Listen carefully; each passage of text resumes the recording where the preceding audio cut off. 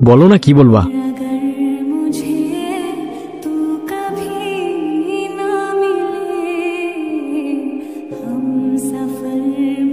Important কথা আমি বলতেছি তোরে, পারিয়া আমার গার্লফ্রেন্ড, ওর আশেপাশে যাতে তোরে না দেখি। ট্রাস্ট মি ব্রাদার, আজকের পর থেকে আশেপাশে সব জায়গায় শুধু আমারই দেখবা।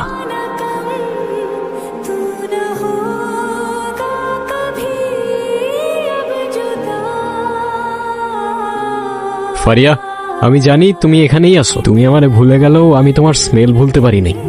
বিশ্বাসঘাতকতা অলওয়েজ তাদের থেকেই আসে যাদের তুমি সবচেয়ে বেশি ট্রাস্ট করো।